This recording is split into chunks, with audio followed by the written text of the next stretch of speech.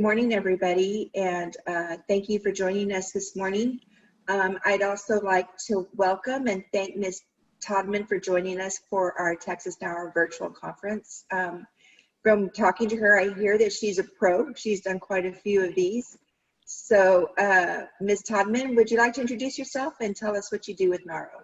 Sure. First thing, call me Adrian. Let's. I appreciate the formality, but as your CEO, call me Adrian. And good morning, everybody. I've got my cup of coffee. I hope that you all do too, or your cup of tea. I'm Adrian Todman. I'm the CEO of NARO. This is now my just over 3 years as serving as your CEO, and nothing could be more thrilling. I'm of course located here in Washington, D.C. And for those of you who don't know me, prior to joining NARO, I actually ran the DC Housing Authority for about 9 years, and understand the work you do, understand what keeps you up at night, and understand sort of the deep passion that you all have for your work and also for the families you're serving. So it's great to be here this morning. Thanks for having me. Great. So right now, these are different times. We're doing business differently than what we've done in the past. And so could you tell us briefly what NARO has been doing during the pandemic to keep housing authorities at the forefront?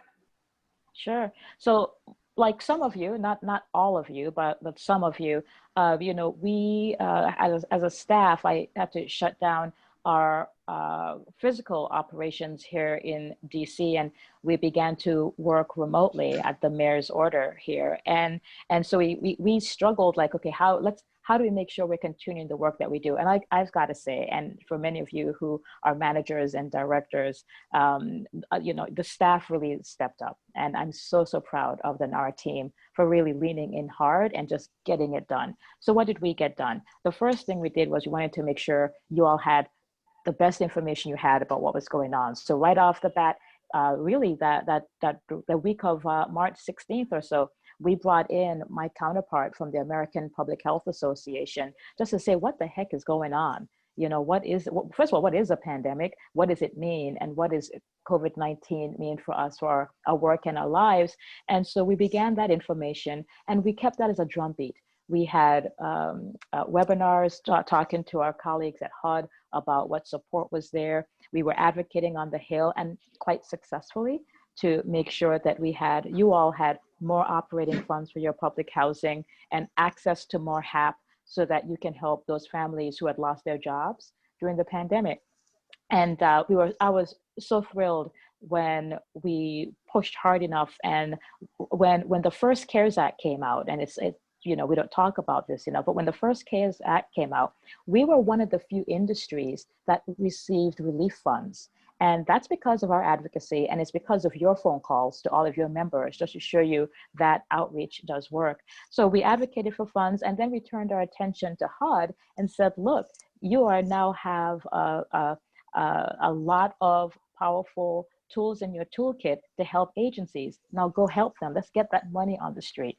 And we pushed them to get those waivers so that you all had the flexibility that you need. And I really hope that some of you are trying to use the HUD waivers that we have.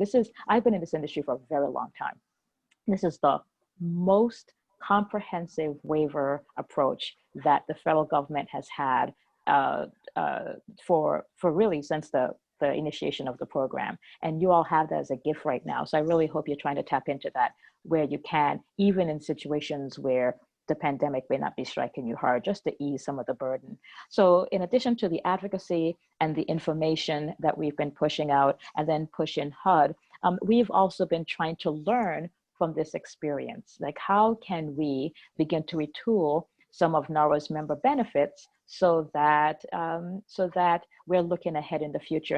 And some of that has manifested itself, and we now have webinars. I think there was one early this week, and there'll be one next week that are free to members, that are live. And if you're a non-member, you pay a small amount, and just ways that we can retool to be helpful to you. Great.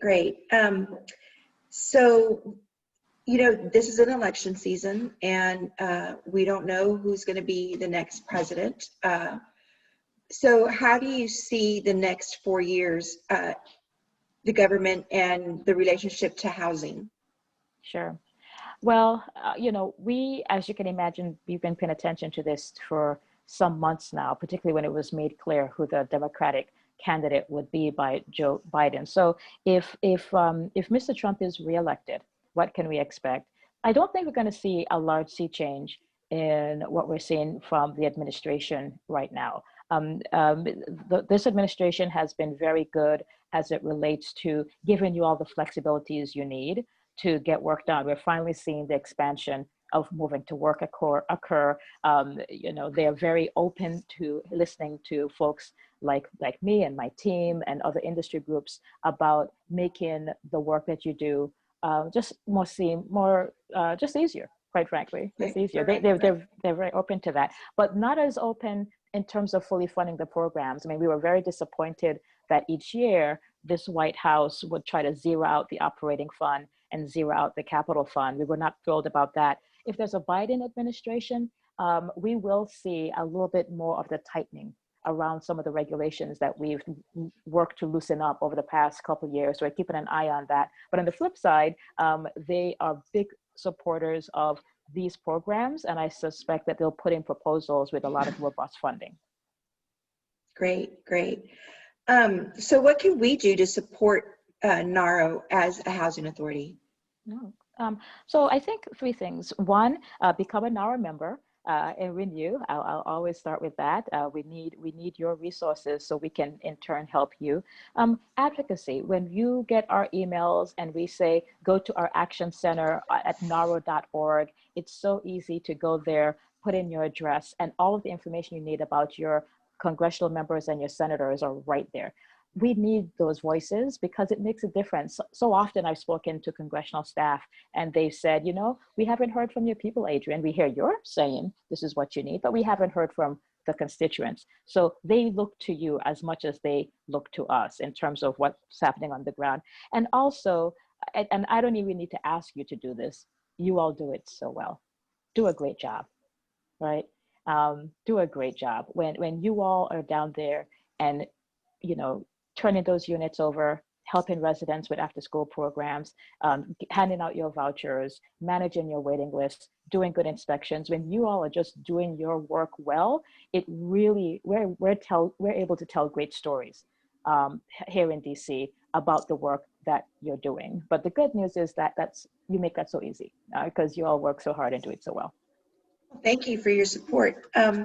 Those advocacy letters that you're talking about, can anyone access them, or are they just strictly for NARO members? Absolutely anybody. So tell your auntie, tell your grandpa, tell your godchild, really anybody. It is not a member benefit. So when you go to the website, you go to our advocacy page. It's the Action Center. Anybody across the country can access it. And I've gone to the advocacy center, and I have submitted my letters, and you guys make it so easy.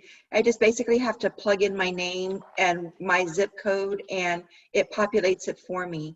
So thank you for making that easy. We even have an app. It's on your phone. It just kind of, look, mine's just popped up talking to you, and we make it so easy, and you can definitely download it and do it while you're having breakfast, while you're having coffee. Great, great, great. So I know that you probably eat, breathe, and sleep housing, but what do you do in your free time? Oh, wow. So I love movies. I absolutely adore movies. And so I'd spend a lot of my time doing that. I married a boater. Who knew? So we spend some weekends on our boat, just relaxing and trying to enjoy each other's company and the company of friends. And I'm not too shy to say I also enjoy a good bottle of wine from time to time. So all the things that keep you going. But yeah, but much like you all, I try really hard to work really hard, but to play hard too, and I encourage everybody here to do the same. Right. Well, I'd like to open it up to anyone out there who has a question for Adrienne. Feel free to ask her anything. She seems to be very friendly and willing to engage with us. So, anybody have So, anything to say? so Yvette, this is a two-way street. I'm going to put you on the spot a little bit. So how did you, for anybody out there who aspires to be a leader in NARO, why are you choosing to be in this leadership role right now that you're in? I like to make a difference. I think maybe I still have that rose-colored glasses kind of look where I think that being a member of NARO really makes impact. I think the greatest thing for me, I served on the small agency task force for a very long time. And so I started when it was SHARP, and then it went to HR 3700, then it went to HOTMA. But what I found that was really engaging, and every time I attended those meetings, I walked out feeling like I had accomplished something and done something, because the group would ask, what do you feel about this? What do you feel about that?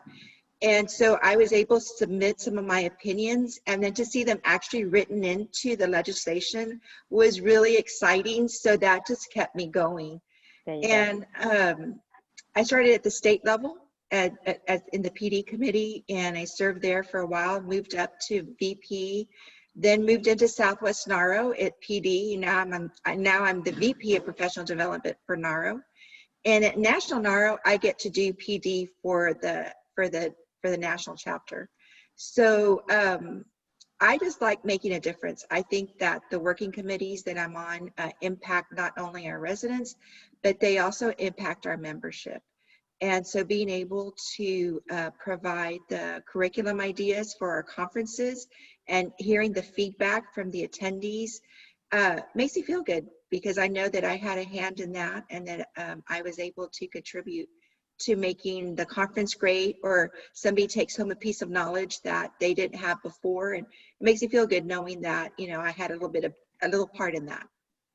Thanks. I'm really grateful to hear you say that you raised your voice on something, an issue, and you saw it actually occur, because so often people feel they can't do that, Yeah. but particularly if someone's running a smaller agency, they might feel, no one's going to listen to me. It doesn't make a difference. So I'm so excited to hear you say that. That's music to my ears, because that's what we hope to achieve.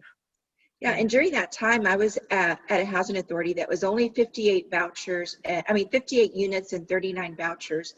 So that was like micro, small, and to be able to sit at a table where there's people that from all over the country listening and saying, hey, you know what you're saying and what you're going through is valid, and we understand and we want to help, really encouraged me to keep on voicing and speaking and raising my hand and interjecting. So, and I wouldn't have felt that way if it hadn't started at NARO, but now I know that I can make an impact.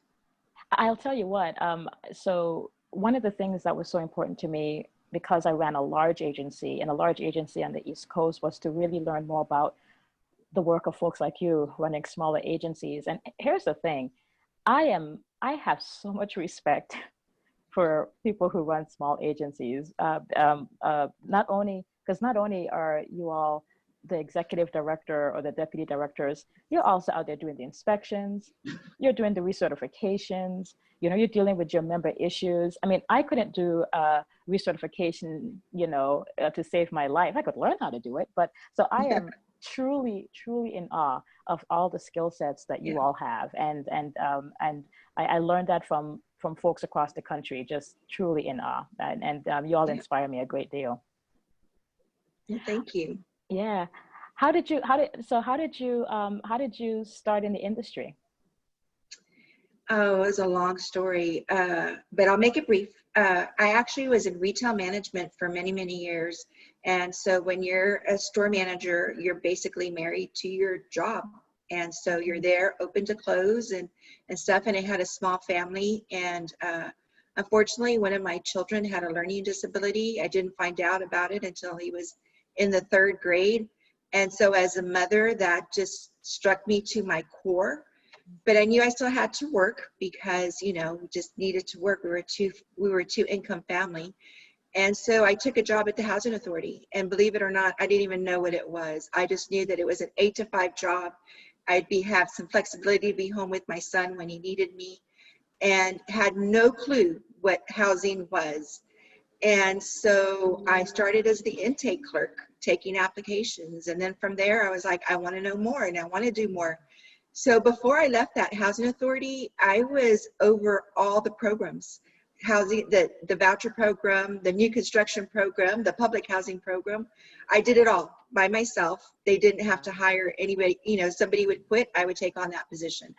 So I learned a lot there. I was there for 8 years, and then life happened, and I moved to another housing authority that was much larger in Corpus Christi, and started off there, and started off as FSS, home ownership, learned that. And then one day the CEO comes in and says, I want you to be my assistant. And I was like, well, okay.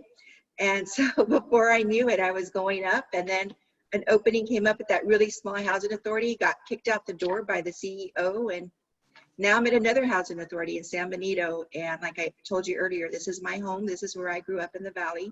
And so I'm really excited. Really, it's a great agency. We are moving forward in a lot of different directions. I have great staff, and this is where I am, and this is where I want to be until it's time to retire.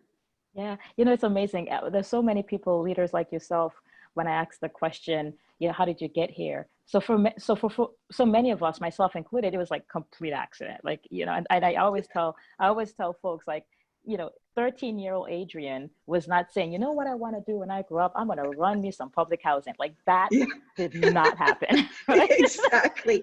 I wanted to be a lawyer. Yeah, I'm going to be a lawyer. I'm going to do this. It wasn't like, this is what I'm going to do. And so I was born and raised in St. Thomas in the U.S. Virgin Islands. Some of you might know that, and left there and went to school in Massachusetts, and moved to Washington, D.C. I've always loved government. I've always been a student of government. So this seemed to be a good place for an 18-year-old to be, and worked in Congress for about 4 or 5 years as a legislative assistant, and learned a lot of great things about how the sausage is made inside the Beltway. Left there and went over to HUD. And I had a great time at HUD. I mean, we sometimes we tussle with HUD a little bit, but I had a great time with HUD. And I was there with actually a son of Texas. Henry Cisneros was the secretary. Yes. And had a great time learning from him, and his energy about our issues. He's inspirational about our issues, and worked with Mr. Cuomo when he became the secretary, and then did some contracting work in the Hope 6 world, and landed at the Housing Authority, and was there for 14 years, but it was a complete accident. But I would do it all over again.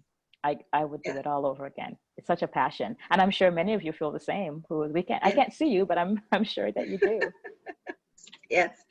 I see Karen. Karen is she's in a small agency, and she plays a lot of, she also works with, she's actually the chair of the Small Agency Task Force for Texas. And so she has a lot of hats at her agency as well. And we've got, well, I thought Billy was on there, but oh yeah, Billy's there. She's also small agency executive director. So Right. These ladies have a lot of knowledge, and they're great support. So anybody that's, in Texas NAR or comes to one of our conferences, they're the welcoming committee. And so They're very friendly, and they've got a lot of knowledge behind them. So let me share with you a little bit, Yvette, just some of the things I'd like you all to help us with in terms of the pandemic. So we sent out a survey. If you're a member of NARA, we sent out a survey to ask you all how you're doing from a funding standpoint, how you're doing with your public housing funds, how you're doing with your HAP funds, as it relates to the funding that we received in April, and the HAP funds that was released a couple months ago.